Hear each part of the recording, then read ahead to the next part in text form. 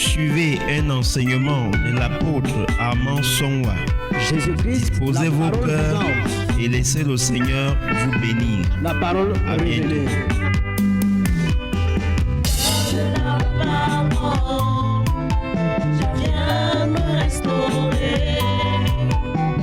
Prepare your heart to listen a teaching from Apostle Armand Songwa. May the Lord bless you.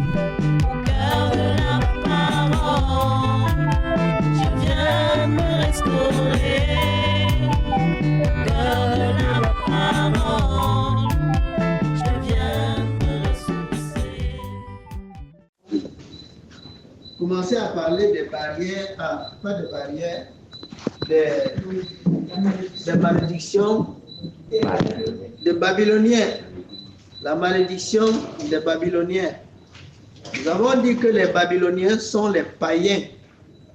Et c'est vrai, les Babyloniens sont les païens et qui remplissent la maison de Dieu. Or, les païens sont maudits.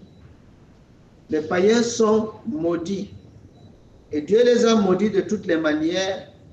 Et maintenant, d'une autre manière encore, Dieu a maudit tous ceux qui dénudent leur corps. En fait, l'une des malédictions que Dieu a prononcées sur les Babyloniens, c'était qu'ils devaient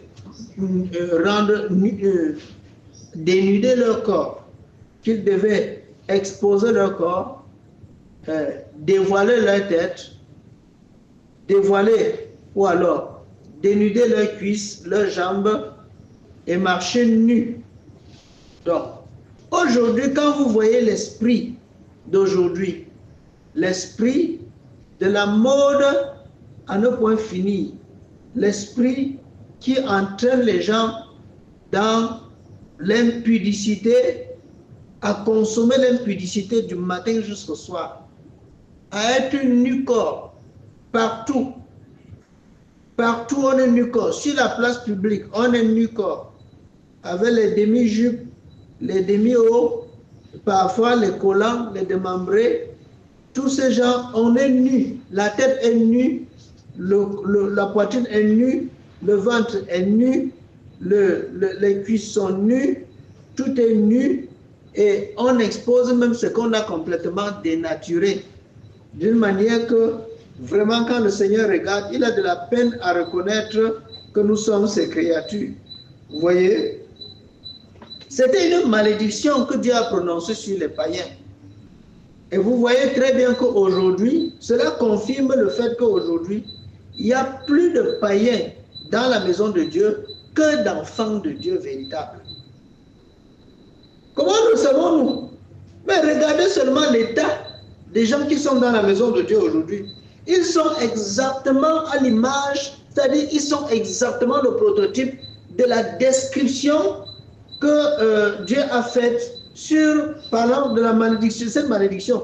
Donc ils incarnent vraiment cette malédiction. C'est pourquoi vous voyez, les gens ne s'empêchent pas d'être nu-corps, même dans les prières. Ils viennent là avec les collants dans la maison de Dieu, ils viennent avec les têtes nues, non voilées, teintées, avec les cheveux des sirènes, tout ça. C'est parce que Dieu savait que pour que cette malédiction s'accomplisse, il faut que les esprits... D'ailleurs, ce n'est pas seulement pour cette malédiction-là.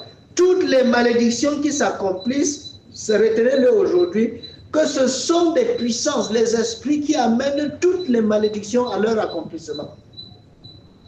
Donc, quand vous prononcez par exemple une malédiction, sachez que pour que cette malédiction s'accomplisse, un esprit doit prendre la parole que vous avez dit pour aller l'exécuter, pour aller implémenter ça dans les vies des gens. Et vous voyez les choses là s'accomplir, vous voyez ça se manifester. C'est exactement les mêmes choses aussi.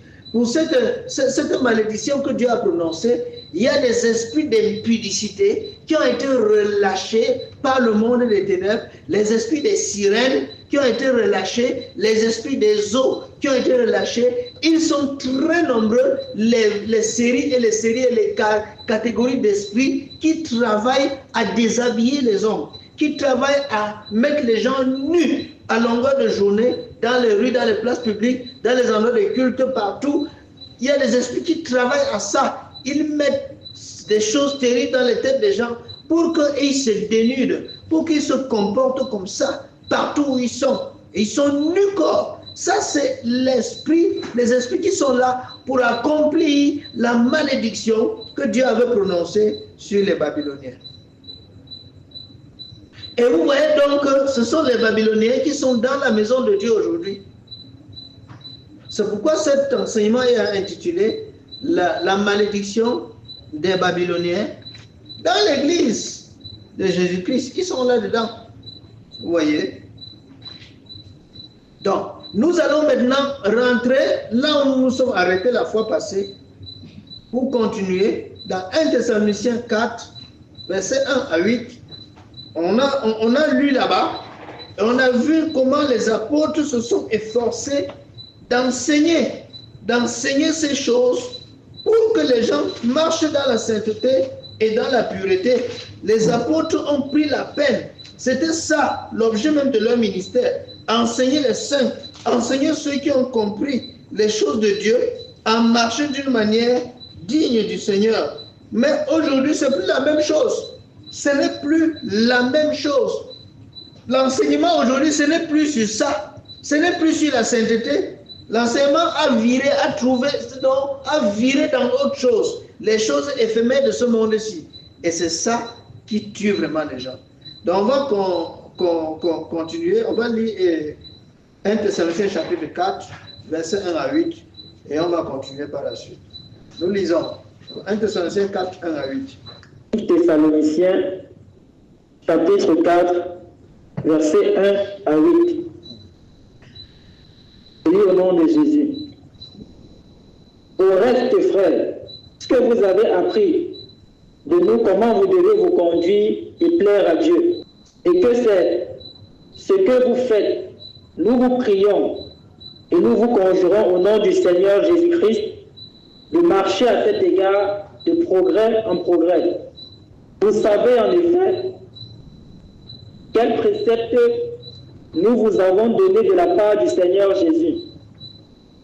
Ce que Dieu veut, c'est votre sanctification. C'est que vous vous absteniez de l'impudicité. Et que chacun de vous sache posséder son corps dans la sainteté et l'honnêteté.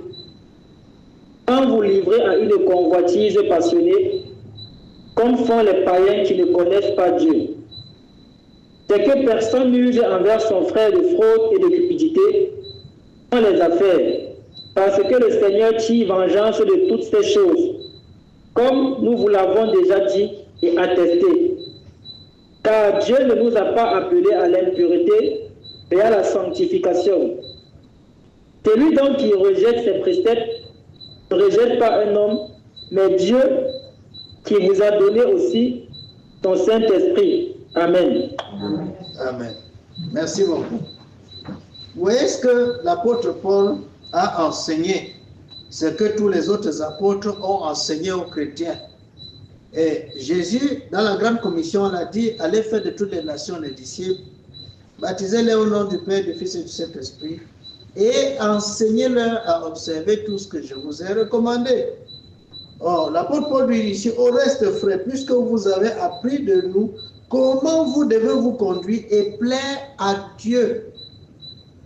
Comment vous devez vous conduire, c'est-à-dire comment vous devez vous comporter dans la foi.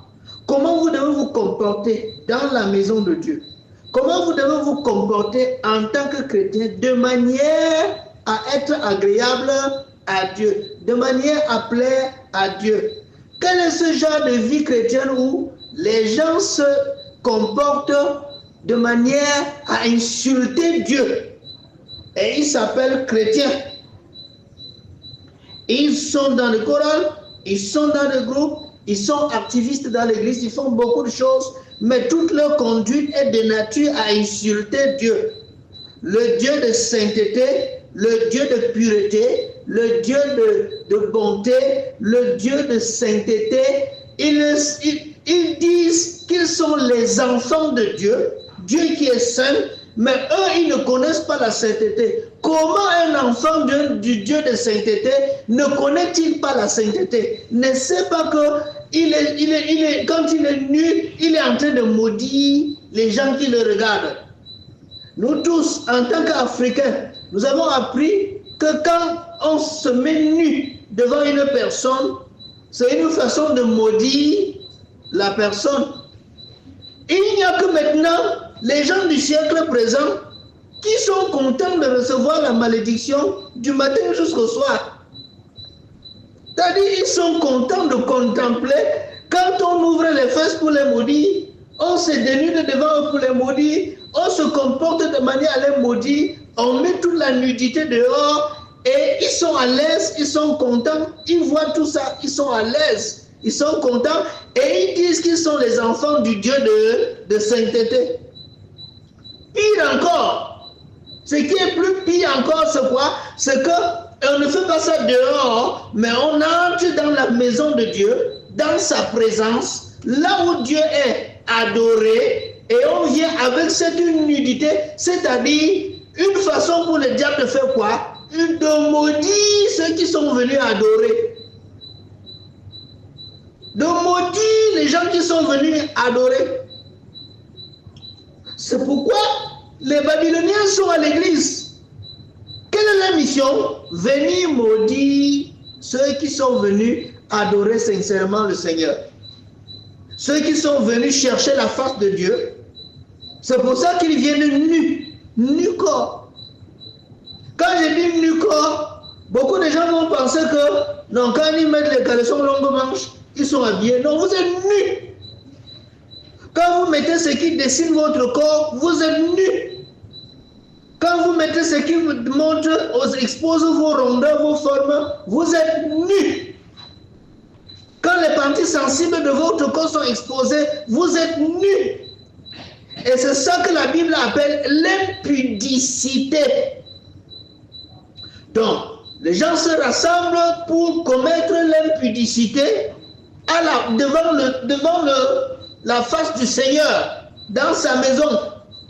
Jésus avait pris le fouet, il a fouetté les commerçants qui étaient dans la maison de Dieu, il a renversé, il a mélangé leurs marchandises, et il a dit, il a écrit, ma maison sera une maison de prière. Et vous en avez fait maintenant une maison de voleurs. Maintenant, il manque que le Seigneur prenne un autre fouet aujourd'hui pour dire, il est écrit, ma maison est une maison de prière, mais vous en avez fait un rassemblement des impudiques. Il faut seulement que le Seigneur entre avec la chicotte.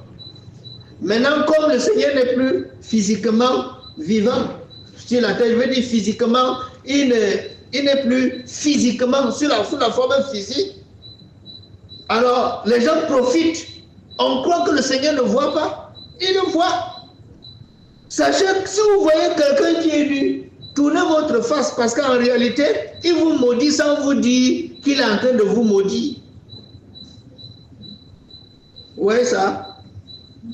Sauf si vous allez me prouver que la nudité n'est plus la malédiction. Mais nous avons appris ça dans nos traditions. Nous avons appris que la nudité, c'est la malédiction. Et comme le diable veut maudire le plus grand nombre de personnes possible, il fait ça. Et je me demande comment Dieu peut-il descendre, se manifester dans la louange. Comment dit qu'il siège au milieu de la louange? Quel est le Dieu de sainteté qui siégera au milieu de la louange des impudiques? Est-ce que vous voyez jusqu'à quel point c'est grave dans la maison de Dieu? Pourquoi c'est devenu grave? Parce qu'on n'en a même plus parlé. On a caché ce message. On ne l'enseigne plus. Oh, c'est ça que les apôtres ont enseigné. C'est ça que les apôtres ont dit. Lisez bien. Au reste, frères, puisque nous vous avons appris, puisque vous avez appris de nous, comment vous devez vous conduire et plaire à Dieu. Comment vous devez vous conduire, la conduite, le comportement. Le comportement. Comment vous comportez? Je n'ai plus envie de vous ramener dans l'Ecclésiaste, là où on dit, prends garde toi quand tu entres dans la maison de Dieu. Ne va pas là-bas pour faire offrir le sacrifice des insensés. Je n'ai plus besoin de vous ramener là-bas parce qu'on a suffisamment lu ce passage. Donc on entre dans la maison de Dieu comme des insensés. En anglais on dit foolish people. C'est-à-dire les gens fous, les gens insensés, qui n'ont pas de sens, qui ne comprennent pas ce qu'ils font. Voyez, comment vous devez vous conduire et plaire à Dieu, et c'est là ce que vous faites. Vous voyez, les Thessaloniciens, c'est ça qu'ils faisaient. Hein? C'est là ce que vous faites, c'est-à-dire exactement les Thessaloniciens se comportent de manière à plaire à Dieu, conformément à l'enseignement qu'on leur a donné. Nous vous prions et nous vous en conjurons au nom du Seigneur Jésus de marcher à cet égard de progrès en progrès. Ils ont déjà commencé la sainteté, la bonne conduite, le bon comportement.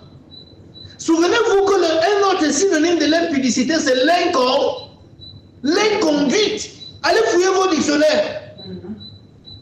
Un autre nom de l'impudicité, c'est l'inconduite. Mais on va vous enseigner comment vous devez vous conduire. Et c'est ça qu'il faisait. On a dit, nous vous exhortons de marcher de progrès en progrès dans la bonne conduite. Pendant que les Thessaloniciens marchent de progrès en progrès dans la même conduite, l'église d'aujourd'hui est en train d'aller de régression en régression, en marche arrière. Il manque seulement comment les courageux vont enlever même les caleçons. D'ailleurs, qui n'ont même plus les caleçons, ils ont transformé ça, ce sont les cordes.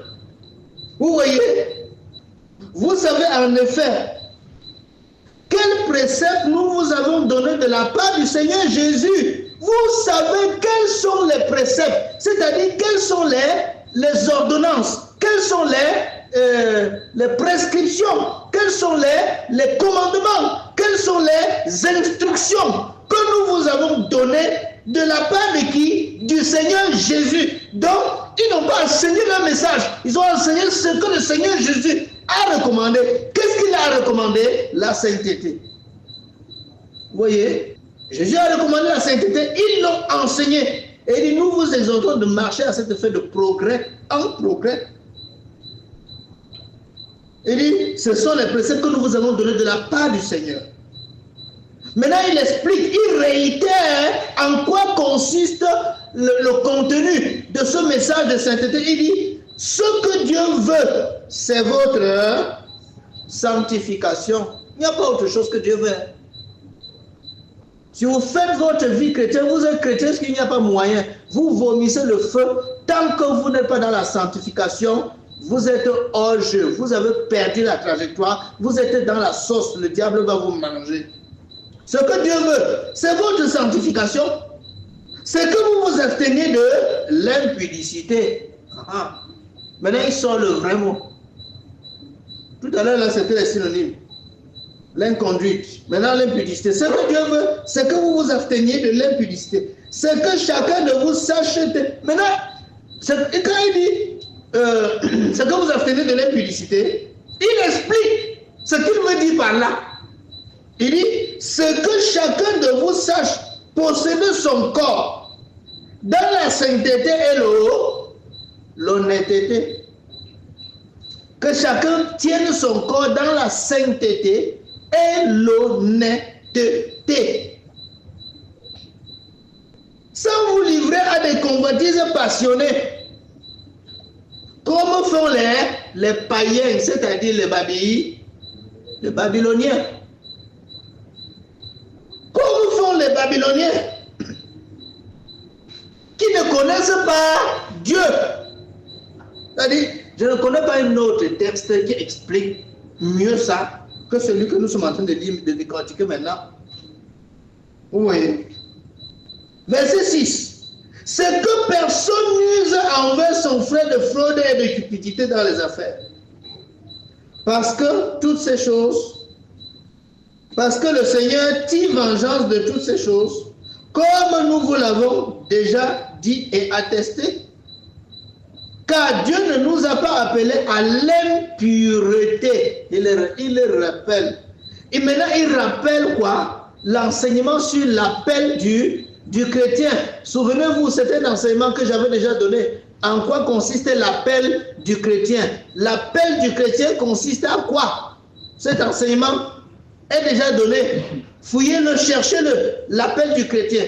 Je crois qu'il a même plusieurs tomes. l'appel du chrétien. Vous voyez? Car Dieu ne nous a pas appelés à l'impureté, mais à la sanctification. Et pour enfoncer le clou, écoutez ce qu'il dit. Celui donc qui rejette ses préceptes ne rejette pas un homme, mais Dieu qui nous a aussi donné son Saint-Esprit. Ah. Celui qui rejette le message de la sainteté, le message de la sainteté, du dépouillement, de la sanctification, ne rejette pas un homme, mais il rejette Dieu qui nous a donné son Saint-Esprit. Or, quand Dieu nous donnait son Saint-Esprit, il avait dit que son Saint-Esprit nous conduira dans toute la vérité. Donc le Saint-Esprit est là pour nous conduire dans les choses du Seigneur, à nous conduire, à nous comporter de manière à plaire au Seigneur, à être agréable au Seigneur. Donc je pose encore la question, je me pose toujours cette question. Quel est ce genre de vie chrétienne où les gens se comportent de manière à insulter Dieu? Ils sont chrétiens, ils se réclament enfants de Dieu, ils ont mis les excréments des sirènes sur les lèvres, et c'est avec ça qu'ils apparaissent devant le Seigneur. Ils ont mis l'épine des chiens sur les lèvres. Voilà. Les choses qui sont fabriquées avec les spermes des hommes. Et on a fabriqué ça, on a bien coloré, ils appellent rouge à lèvres. Ils mettent ça, c'est avec ça qu'ils comparaissent dans la présence de Dieu. Ils sont tellement endimanchés. Ils dansent, ils glorifient le Seigneur avec l'accoutrement jézabélisé, avec l'accoutrement satanique rempli des insignes du diable. Nous avons connu que les rosicruciens portent les pins. Ils portent les habits par lesquels on les reconnaît, ils mettent les pins. Les francs-maçons ont les tabliers, on les reconnaît. Bref, ils ont des insignes qui attestent qu'ils appartiennent à leur confrérie et à leur loge satanique. Maintenant, nous aussi, nous venons en tant que chrétiens, nous prenons ça, nous prenons ces accoutrements-là sur nous. C'est ça que nous prenons, nous mettons sur nous. Vous voyez? Et nous marchons avec. On a des insignes sataniques sur nous, de la tête jusqu'aux pieds. C'est tout ça qu'on a sur nous. Donc quand on marche, les démons nous suivent. Ils nous escortent. Parce que notre accoutrement, notre conduite, notre démarche, tout ce qui est sur nous ne reflète que le monde des ténèbres.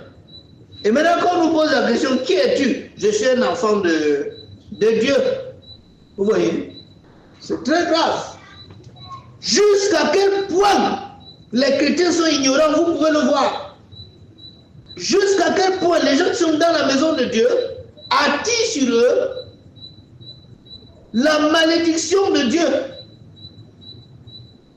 Pas des comportements qui n'honorent pas Dieu, qui ne glorifient pas Dieu, qui attirent sur nous continuellement la malédiction des Babyloniens.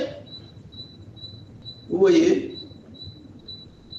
Celui qui rejette ses préceptes ne rejette pas un homme, mais il rejette Dieu, qui nous a aussi donné son Saint-Esprit. Vous voyez? C'est grave. Lisons 1 Corinthiens, chapitre 6, verset 18. 1 Corinthiens, chapitre 6, verset 18. Je lis au nom de Jésus. Il y a l'impudicité. Quelque autre péché qu'un homme commette, ce péché est hors du corps. Et celui qui se livre à l'impudicité pêche contre son propre corps. 19 à 20. 19 à 20 aussi. Ne savez-vous pas que votre corps est le temple du Saint-Esprit qui habite en vous, que vous avez reçu de Dieu, que vous ne vous appartenez point à vous-même, vous avez été racheté à un grand prix. Glorifiez donc Dieu dans votre corps, dans votre esprit. Appartient à Dieu. Amen. Amen. Fuyez l'impudicité. Mais les gens qui vont à l'église aujourd'hui font comment? Ils courent vers l'impudicité. Puisque c'est ça qui est la mode. Mettre le corps dehors. Mettre les pantalons serrés. Hein? Et qu'on sort l'inconduite. C'est ça qui est la mode. C'est ça même que certains pasteurs aiment voir. Quand on dit à une soeur de couvrir sa tête, mettre le foulard, elle dit non, est-ce que je ne veux plus devenir une vieille mère? Je suis encore jeune, hein?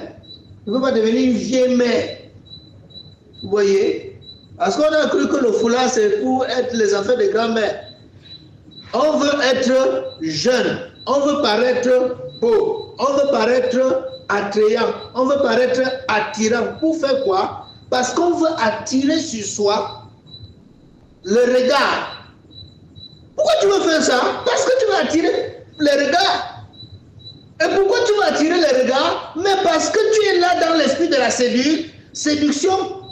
Attirer les regards des gens, c'est la séduction. Les gens ne sont pas là pour le Seigneur. Ils ne sont pas là. Ils ne s'habillent pas pour la gloire du Seigneur. Mais ils s'habillent pour être vus, pour être appréciés. Ils s'habillent pour que les gens apprécient leur forme, leurs habillements. Et le diable continue de sortir des modèles sataniques, des modèles impurs devant le Seigneur.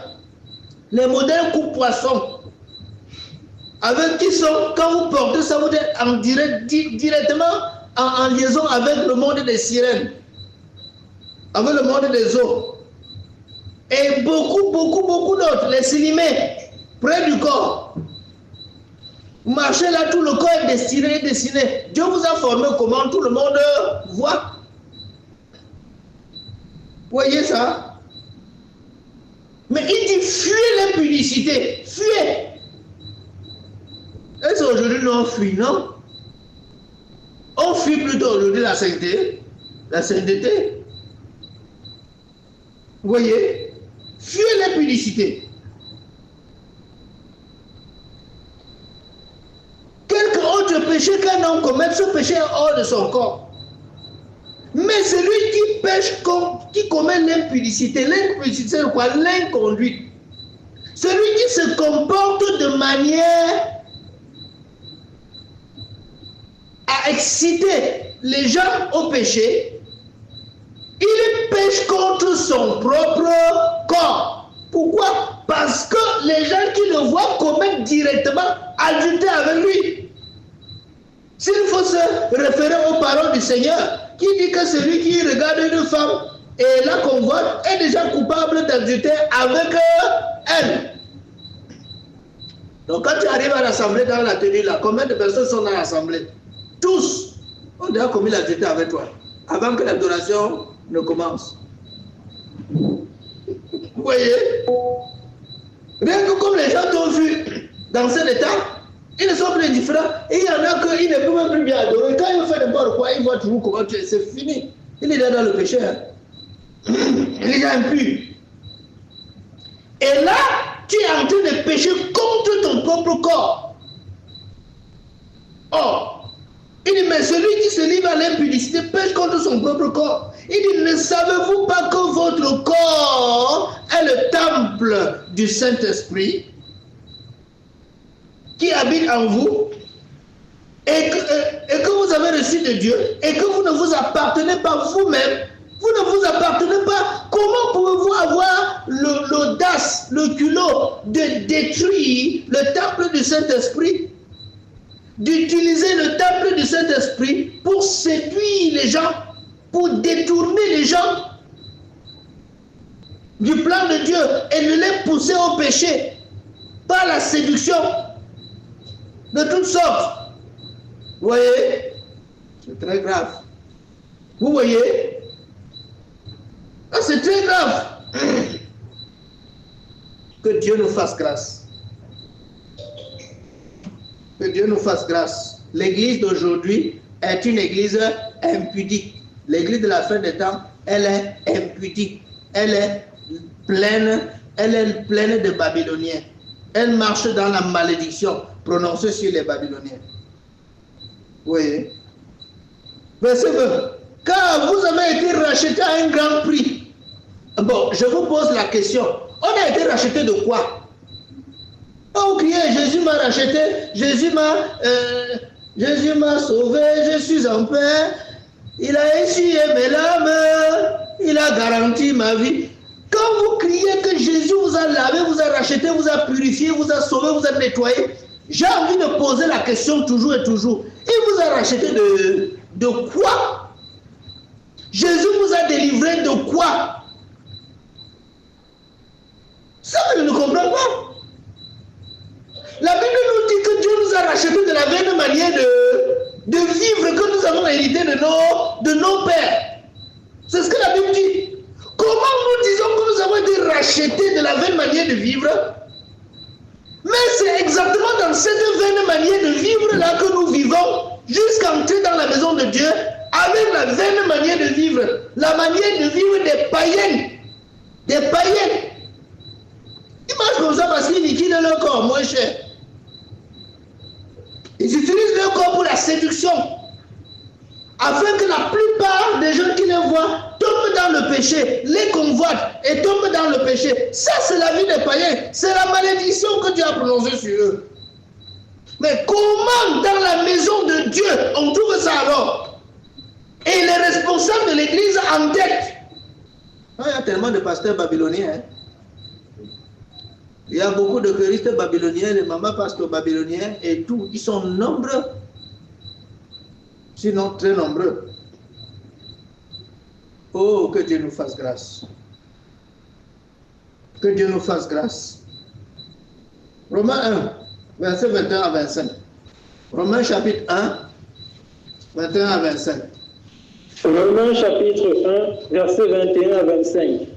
Je lis au nom de Jésus. Puisqu'ayant connu Dieu, ils l'ont point glorifié comme Dieu. Ils lui ont point rendu grâce, mais ils se sont égarés dans leurs pensées, et leur cœur sans intelligence a été plongé dans les ténèbres. Se vantant d'être sages, ils sont devenus fous. Ils ont changé la gloire du Dieu incorruptible en image représentant l'homme corruptible, des oiseaux, des quadrupèdes et des reptiles. C'est pourquoi Dieu les a livrés à l'impureté selon les convoitises de leur cœur, sorte qu'ils déshonorent eux-mêmes leur propre corps, qui ont changé la vérité de Dieu en mensonge, qui ont adoré et servi la créature au lieu du Créateur, et béni éternellement. Amen. Amen. Où est ça? Puisque ayant connu Dieu, ils ne l'ont point glorifié comme Dieu. Vous voyez? Ils ne l'ont point rendu grâce. Mais ils se sont égarés dans leurs pensées et leur cœur sans intelligence a été plongé dans quoi? Dans les ténèbres.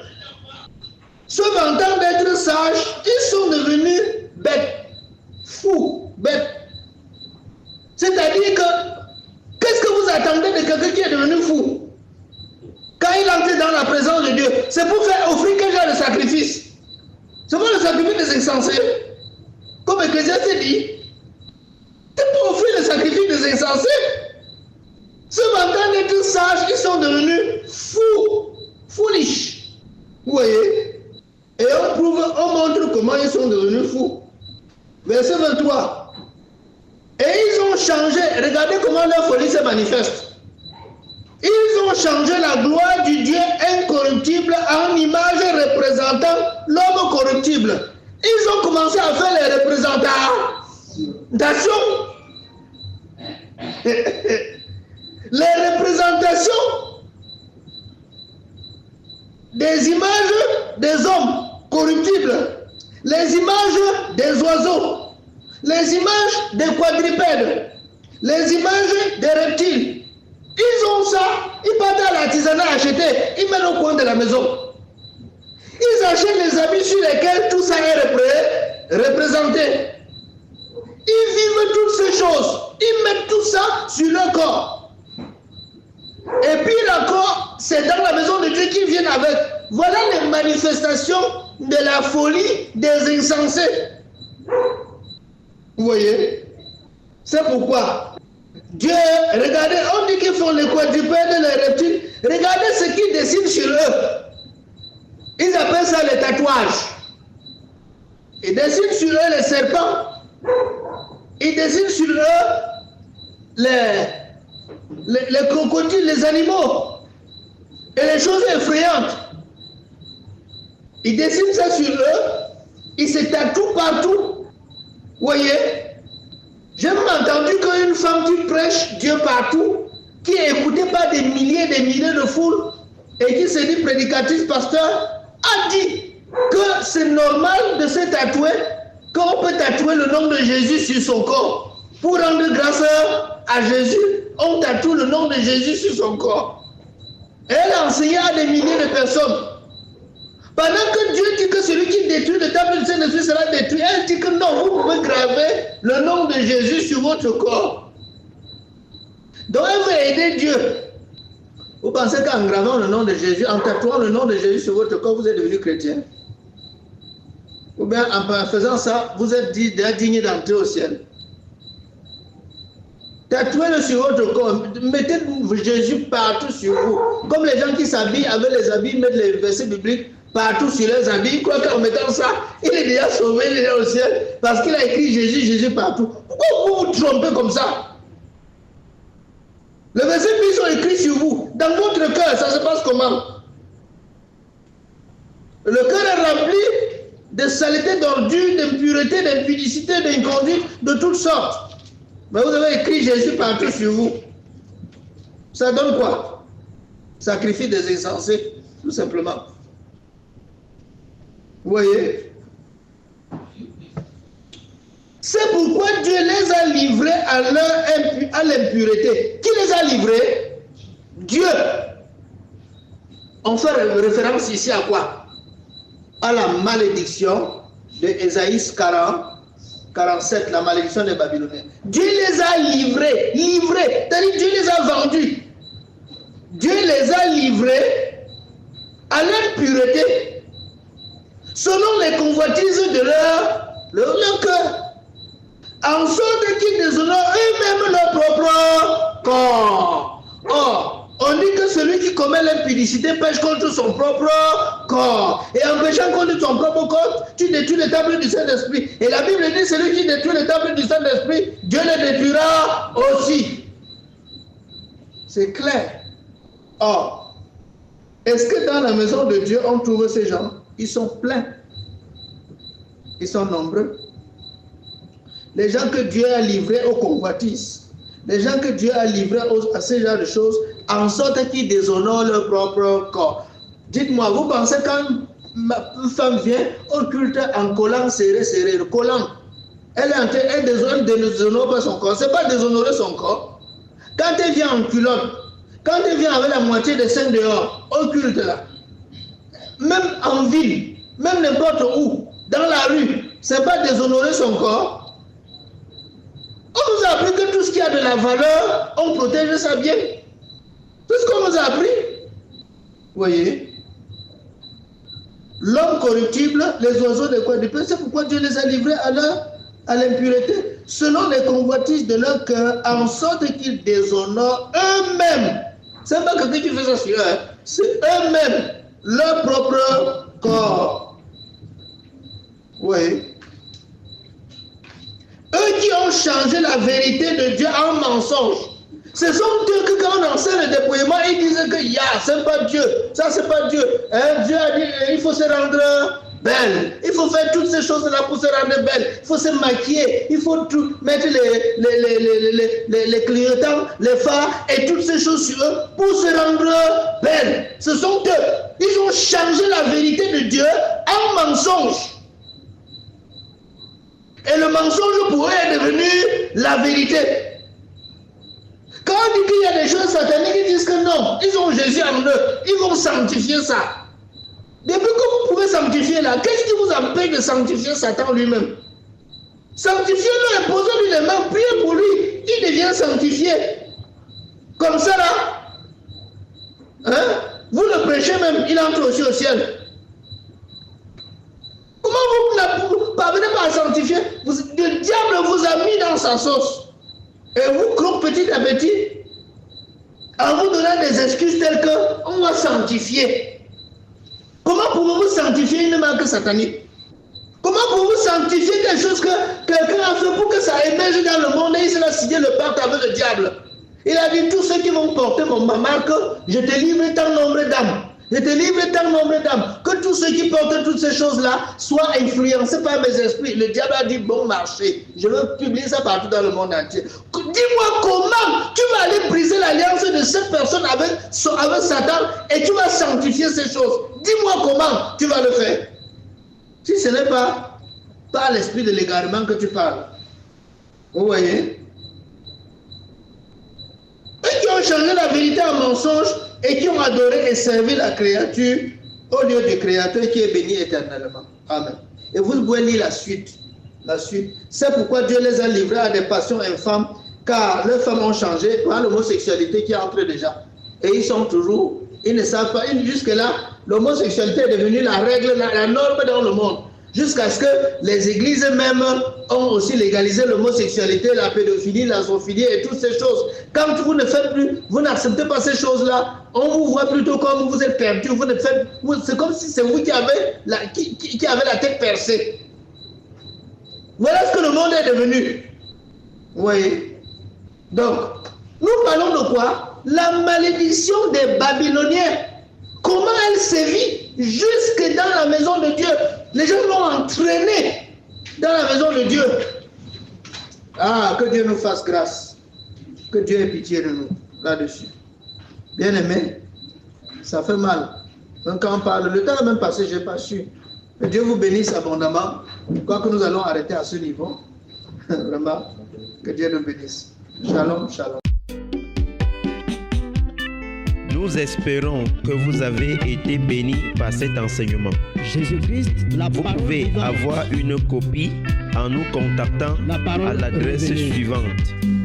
Plus 237 675 71 97 12 ou plus 237 697 28 26 80 ou en écrivant à l'adresse suivante amansonwa@gmail.com. Que le Seigneur vous bénisse. Ta parole est une lampe